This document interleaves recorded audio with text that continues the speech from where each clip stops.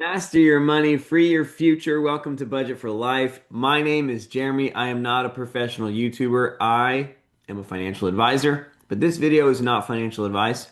In this video, I want to evaluate Ryan Cohen's leadership of GameStop thus far in his tenure. We're going to analyze every statement he has made while running the ship at GameStop. And the reason we're going to do this is because of this compensation plan that's just been released, announced, will be voted on soon to be approved, which involves Cohen's long term compensation and notably increasing GameStop's market cap all the way to $100 billion, which is not technically it is technically a 10x from current, or really more like an 11x from current market cap valuation of GameStop.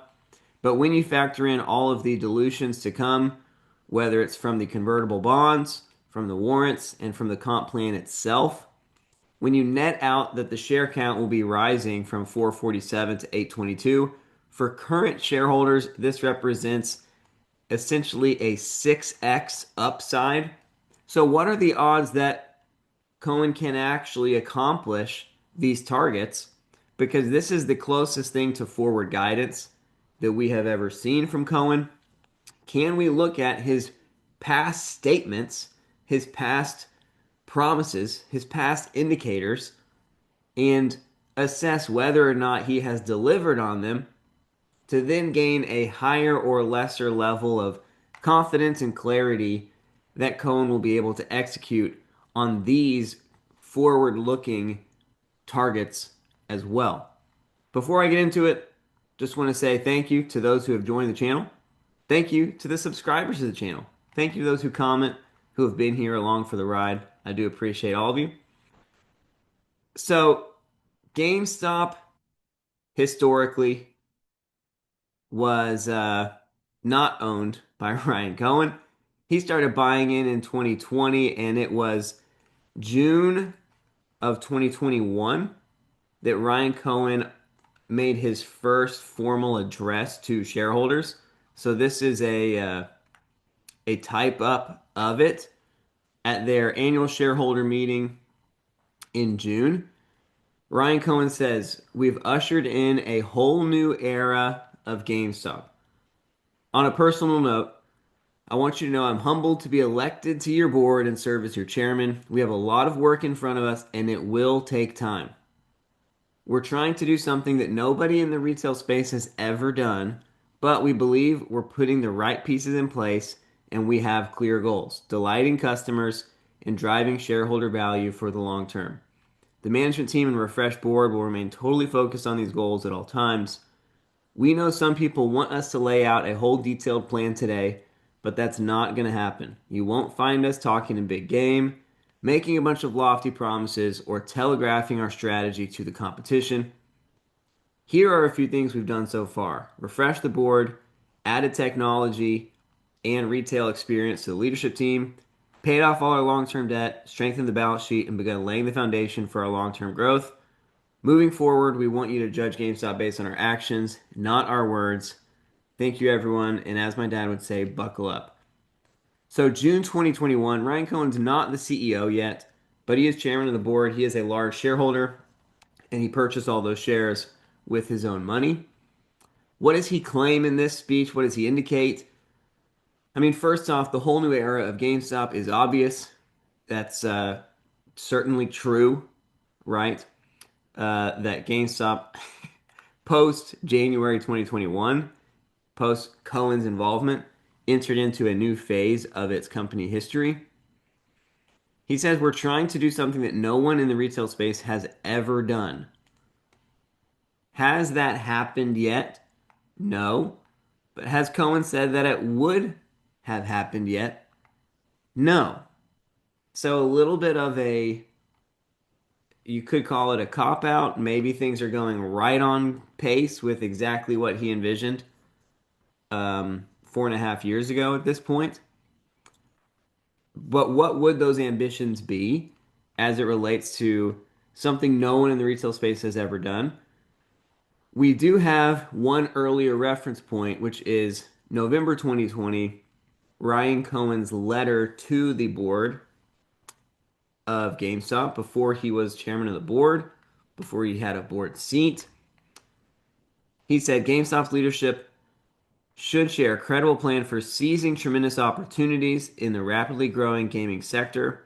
GameStop needs to evolve into a technology company that delights gamers and delivers exceptional digital experiences, not remain a video game retailer that over prioritizes its brick and mortar footprint and stumbles around online. GameStop needs to embrace the digital economy and pivot from brick and mortar to a tech driven vision, including right a shift towards online sales. Right, GameStop has the ability to pivot towards becoming a technology driven business that excels in the gaming and digital experience worlds. That phrase is so key. How are they going to do it? Close down stores, sell your overseas stores, take advantage of the upcoming console cycle, and altogether iterate towards delighting gamers with those sources of cash flow. Right, prioritize profitable retail locations and geographic markets, build the e-commerce system. Right, so in the near term, the roadmap is close stores, sell overseas stores, take advantage of the console cycle. That's the immediate term of Ryan Cohen's plan communicated in 2020. Have they closed stores?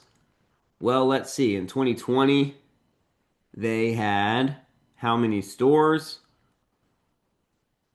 They had 4,800 stores at the time of this writing.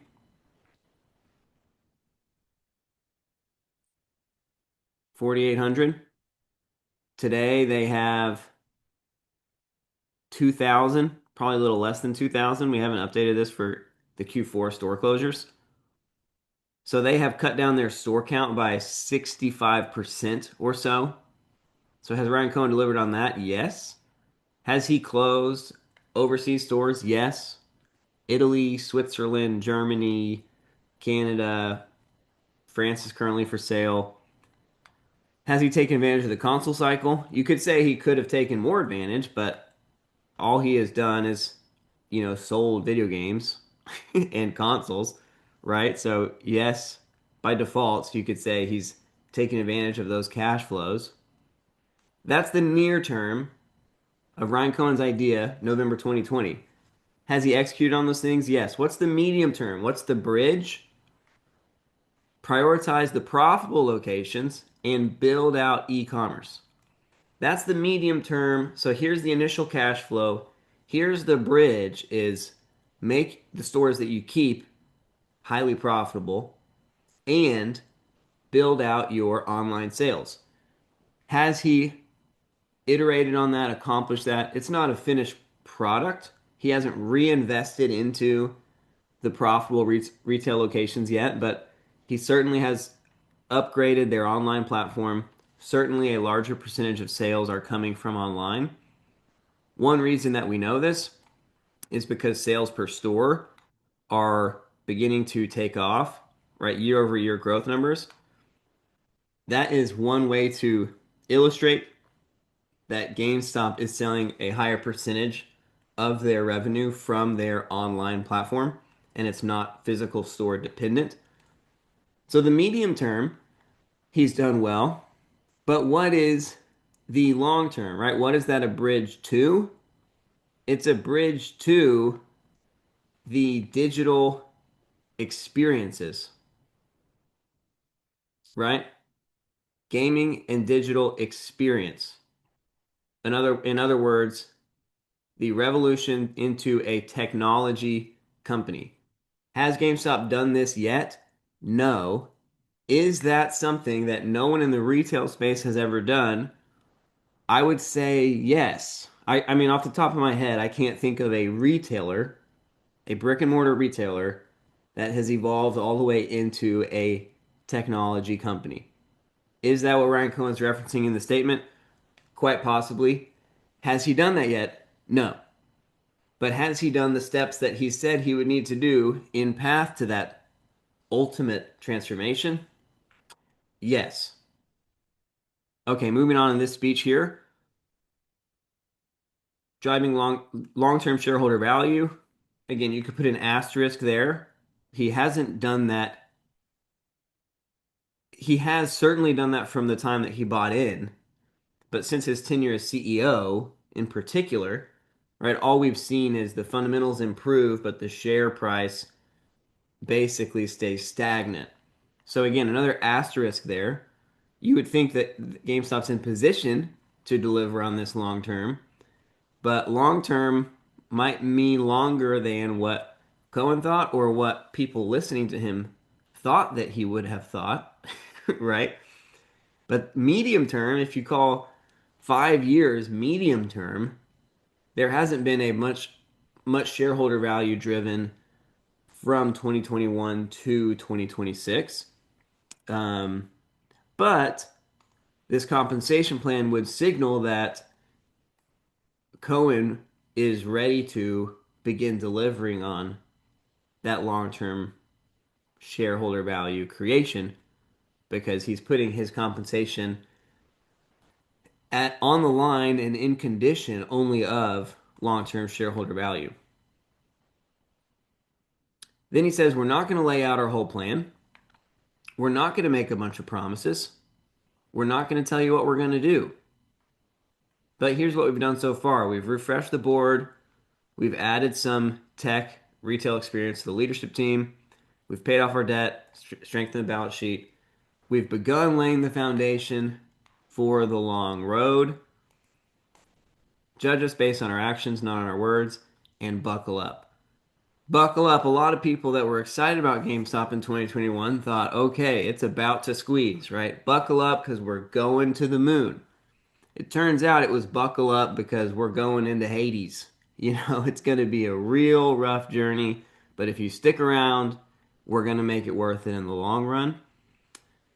One thing I want to iterate here, and it'll shine through in some of his future speeches, is Ryan Cohen on the record is very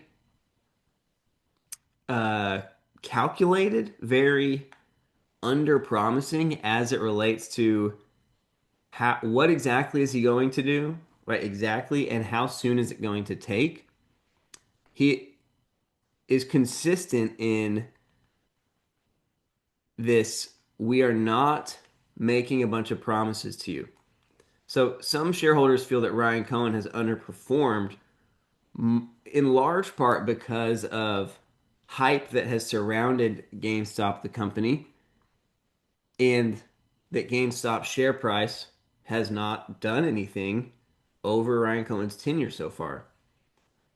But so far in Ryan Cohen's tenure, he has not, Ryan Cohen has not been the one driving the hype. It's not that Ryan Cohen has been saying, bye, bye, bye. Our transformation is imminent. It's going to happen super quickly. Get in while you can. And then he has failed to deliver. It has been people on the interwebs, right? Many of them potentially bad actors, right? Trying to farm people's finances into call options and over leveraged risk and whatever it may be to say, hey, let's make people think it's about to happen so that when it doesn't, they will have lost money and at the very least they will feel very disappointed, right? But Cohen has been actually quite consistent in his lack of hype as it relates to GameStop stock. This is all we hear from him for the next 2 years, right? So June 2021, Ryan Cohen makes these statements. And are they accurate, right? Yes, they have, $1 billion more in the bank, right? Their total liabilities are down $300 million, right? Just over the past couple quarters of his involvement. That is what they had done so far to that point.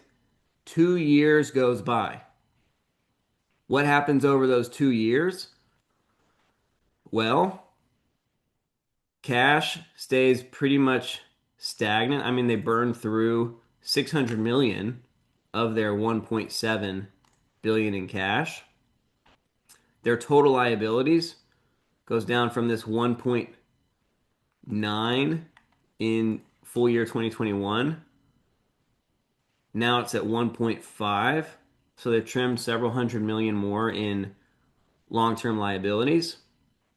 Their net sales are down, but their gross margin is starting to slightly tick up. So in 2 years, the stock has still lost money every quarter from a net income basis, from a operating income basis, right? Bleeding money this whole time. 2 years goes by. All they've done is closed some more stores and slightly increased margins. At this point, it should have been very clear, if it wasn't already, this was indeed going to take a very long time to deliver on the first steps, right? These first steps that Cohen communicates in 2020. Hey, close down unprofitable stores and sell your international divisions. I mean, it is like that is going to be what we do for 5 years, right? That's the quote unquote short term in Cohen's mind. And sure enough, 2 years in, that's all they had done up to that point. Closed down some more stores, right? Reduced liabilities through their store closures and slowly begin focusing on the fundamental profitability of the operation, which is driven by their gross margins. Then what does he say in June of 2023? You might not be able to read this, so I'll read it for you. Here comes Cohen, his second speech ever, involved as the leader of GameStop. I will speak briefly. My father has always told me talk is cheap, actions speak louder than words. So he's already kind of picking up where he left off, where he said, judge us by our actions, not our words, at the end of his speech 2 years ago. But he continues. He says, my responsibility is to make sure GameStop is run by managers who treat company money like their own. In corporate America, the people in charge, the professional directors, and the management teams are not aligned with shareholders. They are always the recipients of stock grants. However, they rarely purchase company shares with their own savings. There's a big difference between risk-free compensation for showing up and putting a meaningful amount of your own money at risk. As a result, money is wasted, work is relegated, and a lot of time is spent managing to short expectations and pandering to Wall Street. I like people who roll up their sleeves and do real work, people guided by principles, not robots who seek to rest and invest. In corporate America, there's no shortage of overpaid executives, bad capital allocation and chronic waste, and serial delegators. Much of this behavior is both predictable and reprehensible. It is precisely what creates opportunities. Thank you for being a shareholder.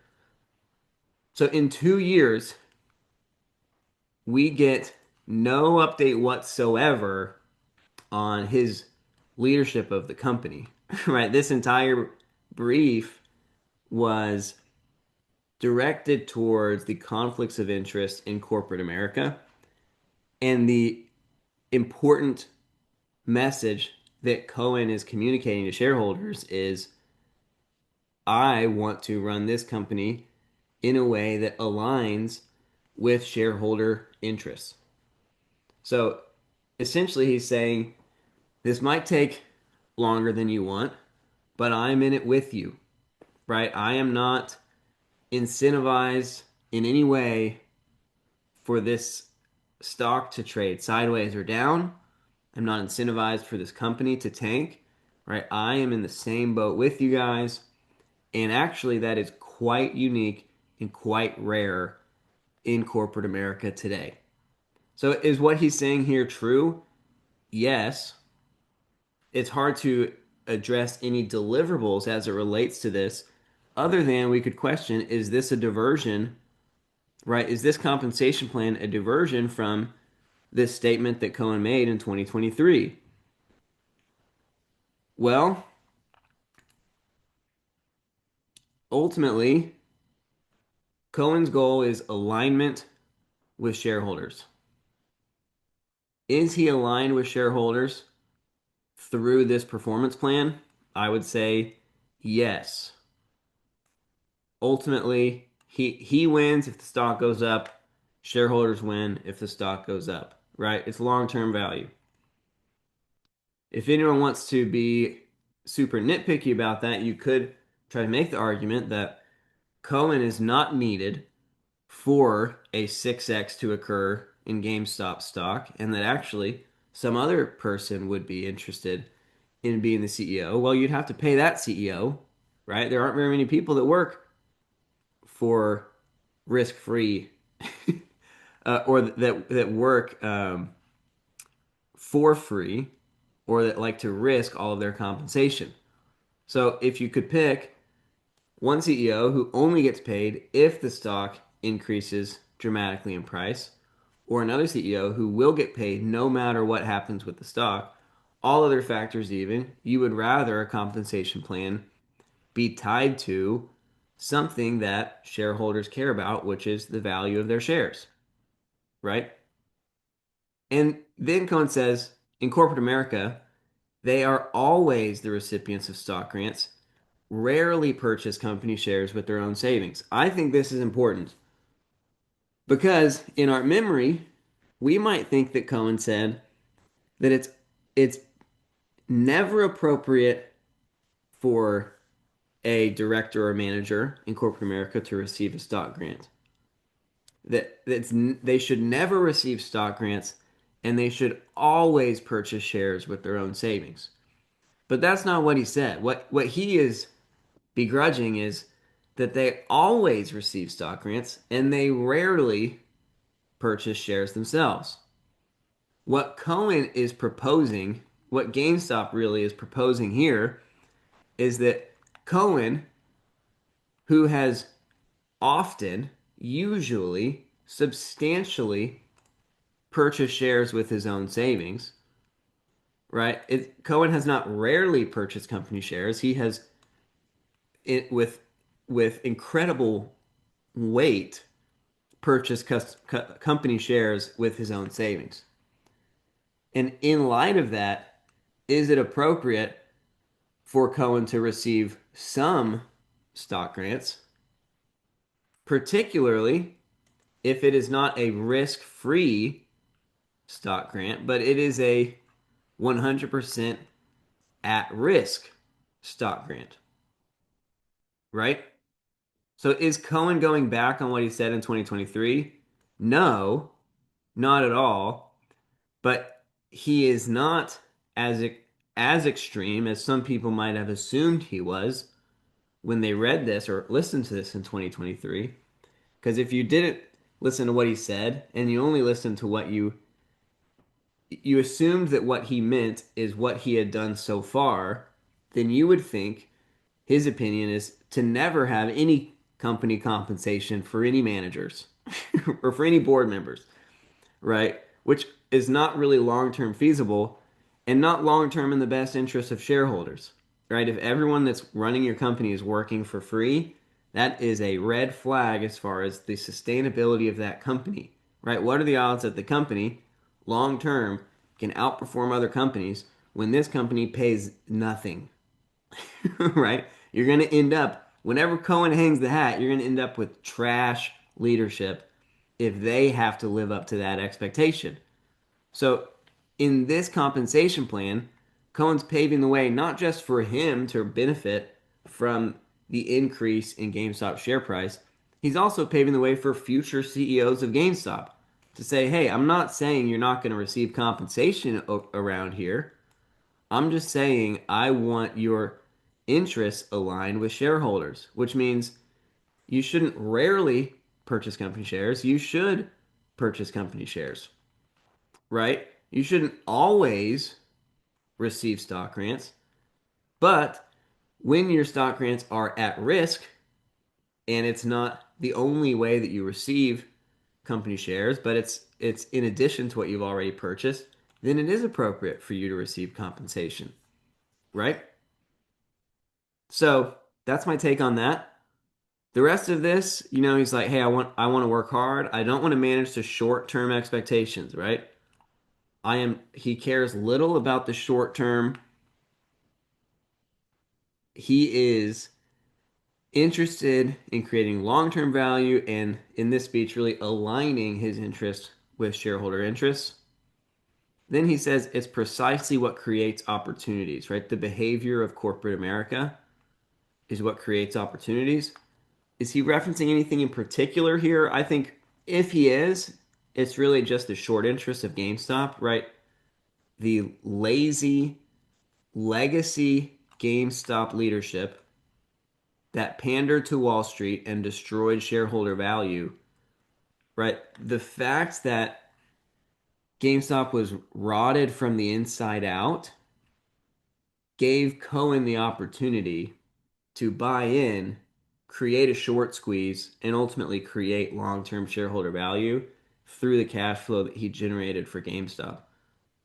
So he's acknowledging the opportunity that came from this Wall Street corruption as it benefited GameStop, but he's also rebuking the behavior because ultimately it was not without cost, right? There are a lot of people who lost their jobs. There's a lot of destruction of economic value that happened under GameStop's watch from 2009 to 2019. And Cohen would rather management teams align with shareholders from the jump, right? So another year goes by. Now we're in 2024. What has happened from June 2023 to June 2024? Well, they've raised another 3 billion in cash. So they are beginning the cash raise. They are down another 400 million in liabilities and margins are actually up quite substantially. So heading into 2024, there is some real momentum going on. They also just posted a net income profit in Q4 and in Q2 of 2023 and 2024. So they're operating still at a loss for the full year, but an operating profit in Q4 as well, right? So things seem to be turning a corner with the company as far as the fundamentals are finally starting to pay off. You're finally starting to see some like cash generation rather than just cash burn and continuing, right, to iterate in that direction, improving margins, closing even more stores, etc. What does Cohen say? He says, I want to take a moment to discuss the retail business and the future of GameStop. Woo! We haven't heard him say that ever, right? For the first time in his tenure, 3 years in, he's going to discuss the retail business and the future. He says, with respect to retail operations, we plan to continue reducing costs and focusing on profitability. Let's pause there. Has he done that? All right, it's only been a year and a half since this, but he's saying, hey, we've reduced a lot of costs so far. We're finally generating a net income profit, but our focus is to continue reducing costs. Well, look at SG&A, right? Q2 of 2024, it was at 271 million. A year later, it's at 219 million. So yeah, he continued to cut costs for sure. Right? Current liabilities basically flat when you net out the convertibles. Total liabilities when you net out the convertibles down another 150 million. Store count, right, from 3,800 down to 2,000. No doubt he has delivered on we're going to keep cutting costs and we're going to keep focusing on profitability. And profitability, right? Net income year over year from 15 million to 169 million, from an operating loss to an operating profit of 66 million. Definitely ding ding, way to go, Cohen. Revenues without profits and prospects of future cash flows are of no value to shareholders. This means a smaller network of stores with an expanded assortment of high value items that fit into our trade-in model. So he's basically saying revenue is going to come down, and that's because we're trying to make money. We are going to have even fewer stores than we have now. We're not done cutting costs. And sure enough, that has been the case, right? So anyone that's like, oh no, revenue is down, Cohen's doing a horrible job. Cohen told you. He told you revenue is going to come down. We're still only focused on the profit right now and future cash flow. He also says with an expanded assortment of high value items. Well, what do we now know? The high value items that also fit into our trade-in model are graded cards. They don't even sell these in store yet, but they've, since this speech, begun their partnership with PSA that no doubt they were already in talks with and finalizing at the time of this speech.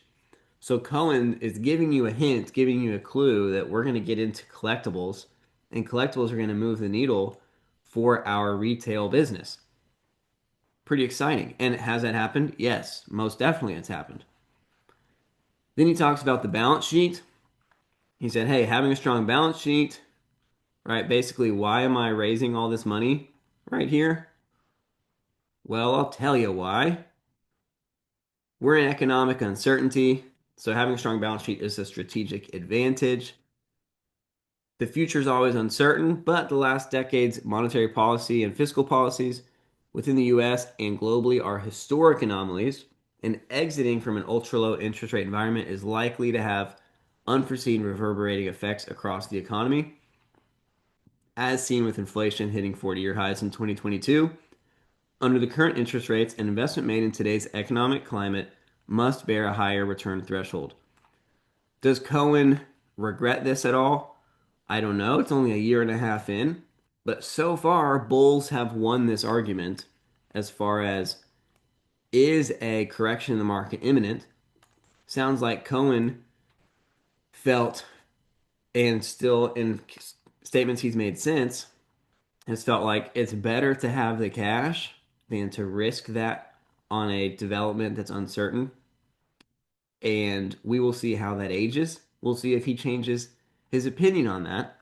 But again, if you don't like what Cohen's done for GameStop so far, and the reason is he hasn't deployed any of his cash. What is he doing sitting on his cash? Again, Cohen told you. He said, I I think the better value right now for a company is to have a strong balance sheet. I think being prepared to make a move if we hit economic uncertainty is the better competitive advantage for the company. So if you're upset he hasn't deployed cash, again, are you upset at Cohen or are you upset at people on the internet who have been speculating but totally disregarding Cohen?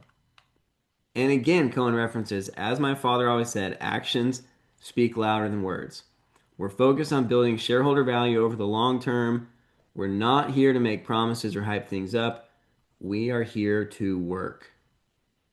Okay, again, not sexy, but confirming we're going to keep improving our balance sheet. We're going to keep cutting costs. We're going to keep closing stores. And hint, hint, we're going to get into collectibles. And hint, hint, revenue is going to come down, right? What happens a year later? Right, the year over year revenue is certainly um, declining or did decline slightly, just barely by 15 million. But most likely Q4 will widen that gap to the downside. They have closed a bunch of stores. They have continued to increase the balance sheet. Cash position is up to 9.3 billion. What does Cohen say in Q2 of 2025, right? You're finally on the cusp. What do you want to tell us? I'll keep this brief and to the point. The first quarter of 2025 was our first profitable quarter since 2019. Our first profitable Q1, right? Sure enough, net income, profit. First since 2019. It's the result of cutting costs, reducing excess inventory, firing people, I mean, streamlining headcount, closing unprofitable stores, selling international stores, right? Exiting underperforming geographies, and focusing on the core fundamentals of the business, aka increasing gross margins. We are focusing on trading cards as the natural extension of our existing business. Trading cards, it is not the expansion into collectible, it's not the expansion into technology, it's the extension of their existing business. The PSA partnership is not the fulfillment of GameStop, the technology driven sector leader, but it is a huge fulfillment of value creation now, right? How are you going to create value now as you continue evolving into what you want to be one day? It's trading cards. Whether it's sports, Pokemon, or collectibles, it's aligned with our heritage. It fits our trade in model. People love to trade cards. It appeals to our core customer base. Sure does. And it's deeply embedded in physical retail. Sure is. Unlike software, it's tactile. Unlike hardware, it has high margin potential. It's a logical expansion. Ooh, you just love hearing that. Makes so much sense. Most important, none of this would be possible. Look, now this is exciting. This is basically the closest thing we've seen to Cohen doing a victory lap. Is now he's thanking all the people who made this possible, right? He's giving his Hall of Fame acceptance speech right now. None of this would be possible without the people doing the actual work, our store employees, our warehouse teams. They're the ones listing inventory, sweating on the job, serving customers, processing trade-ins, and keeping the business running. They're not wasting time in Zoom meetings, they're not in PowerPoint decks. They're on their feet every single day, working hard and serving our customers. They are the backbone of GameStop. Now let's take another shot at corporate America. In corporate America, it's totally normal to see excessive executive pay, DEI initiatives that prioritize image over merits, managers managing to Wall Street's short term expectations and analysts, and boards handing out free stock like candy to people that would never buy a share themselves. That's not how we operate. We're a company that treats shareholder capital as our own because it is. Warren Buffett once said, turnarounds seldom turn. This was misquoted here. Turnarounds seldom turn, and he's right. No fancy promises, no roadshows, no pandering, just a focus on efficiency and long term alignment with our owners, the shareholders. Thank you for being one. Cohen basically gave the same speech 3 years in a row, right? And you could even say 4 years in a row. Now he's starting to give us a little bit more details, but basically, Cohen has doubled and tripled down on here are my talking points. First, we're going to increase profitability. Has he done that? Yes. Net income and operating income have increased. This will be year 4 in a row, year over year. 2025, 2024, 2023, 2022. Increase, improve, like an improvement, right, in operating income and in net income for now 4 years in a row, and a decrease in SG&A for now 4 years in a row, aka cutting costs, an increase in gross margin for now 4 years in a row, and a reduction in store count for now 4 years in a row, really even longer than that for the store count. So, step one, we're going to increase profitability by cutting costs and improving our fundamentals, aka margins. Check, plus. He has said it 5 times and he's done it every single time, right? Step two, we are aligned with shareholders. The incentives of our leadership team are in alignment with your incentives as a stockholder. Has that been true so far? Yes. Is that still true with this compensation plan? Yes. We are not going to make any promises about how fast or how high we're going to go. We're not going to go anywhere quick, right? This isn't the short term boom, right? We are focused on the long term and we're not trying to hype up how high we'll go when we ultimately get there. Has this past 5 years been very much long term minded without any hype, very much focused on the long term, even to the excruciating pain of shareholders who want to see shorter term stock improvement? Yes. Like he has said this every time, he's delivered every time, right? And the only new kind of layer is um, collectibles becoming a key part of the retail business, right? The other thing he's said just about every time is related to the balance sheet, right? We want cash. We're going to keep improving our balance sheet. We will deploy it when it's time to deploy it. But right now, we like the competitive advantage of having a strong balance sheet. Is there any company in the world that has a stronger balance sheet, particularly on a trend basis over the past 12 months, 18 months, than GameStop does?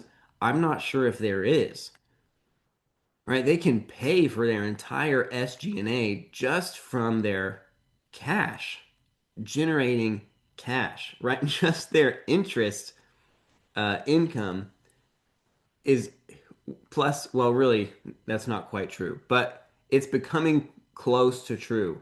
Certainly, their non-store related SG&A, right? Their entire corporate office can be paid for just by their interest income, right? So even if their entire stores all go under, like GameStop, the leadership is totally secure, and that's really just an example to speak to the strength of the balance sheet of just how much deployable cash they have at their disposal.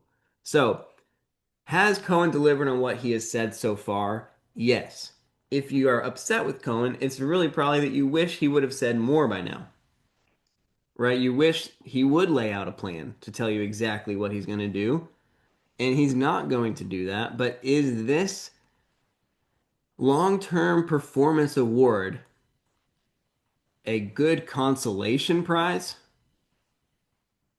that the stock is about to turn, right? Is this essentially the company, essentially Cohen, giving their version of a forward guidance, giving their kind of thumbs up to shareholders to say, hey, I know you've been through a tough 5 years, but the tables are about to turn, right? Saying it without saying it, saying the quiet part out loud. I certainly would think so. Would Ryan Cohen be interested in this if we were going to go through another 5 years of trading sideways? I don't think so, right? So, so far, Cohen's been true to his word. If you interpret this compensation plan as an extension of his word, then I would say as a shareholder, you should feel pretty highly confident that he will be true to his word.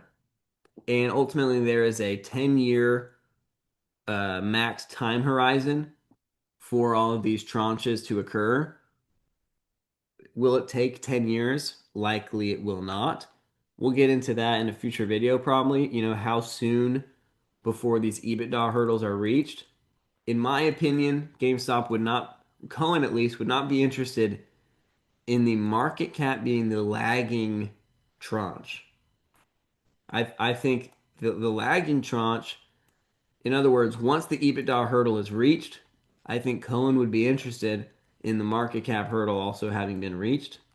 I, if the market cap gets to 100 billion next week, it's really of no value to Cohen because it's still going to take time to clear the EBITDA hurdles. But once the EBITDA hurdles are reached, will the market cap at least reflect a 10 times EBITDA from there? I think the company and Cohen would do anything in their power to deliver as much.